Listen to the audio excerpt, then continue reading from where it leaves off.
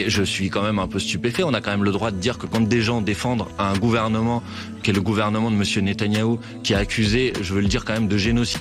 Après avoir dit pendant des mois et des mois... Non, il n'est pas accusé de génocide. Enfin bon, on va pas rouvrir encore madame, ce débat. Il est accusé de génocide. Enfin, il est accusé par certains de génocide, mais il n'y a pas une unanimité à considérer que c'est génocide. Mais on peut rouvrir cette question. En tout cas, quand on est professeur d'histoire, aujourd'hui, pour vous, on peut faire cette liste. Mais madame, il n'y a pas de problème. Vous pouvez nuancer les choses si vous voulez, mais il y a bien un arrêté de la Cour internationale de justice qui date d'il y a un an et demi qui parle d'un risque de génocide. C'est bien. Et il y a bien des mandats, madame, il y a bien des mandats d'arrêt de la Cour pénale internationale qui ont été... Non mais attendez, vous le savez très bien. Balayez ça d'un revers de la main si vous voulez. Vous savez ce que c'est des mandats d'arrêt de la Cour pénale internationale pour crimes de guerre ou crimes contre l'humanité? Parfaitement. Je dis juste qu'il n'est pas... Et madame, depuis... risque de génocide ne veut pas dire qu'on est accusé... Depuis des mois et des mois, sur tous les médias en France, excusez-moi de vous le dire quand même. Est-ce que ça veut dire que ces gens-là sont des génocidaires pour vous? Attendez, Est-ce que ça veut dire que pour vous, par exemple, l'animateur Arthur est un génocidaire? Je ne dirais pas ça, mais je dirais par contre qu'ils ont pris des positions politiques de soutien à un gouvernement qui est un gouvernement qui commet un génocide. Donc je ne suis pas d'accord avec le fait que ces gens-là...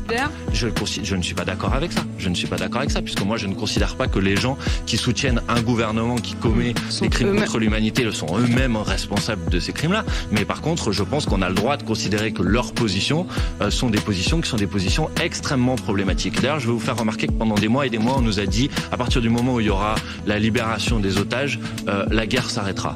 Et ce que j'observe, c'est que malheureusement, trop tardivement, il y a eu la libération des otages et qu'on a encore des Palestiniens innocents qui meurent aujourd'hui.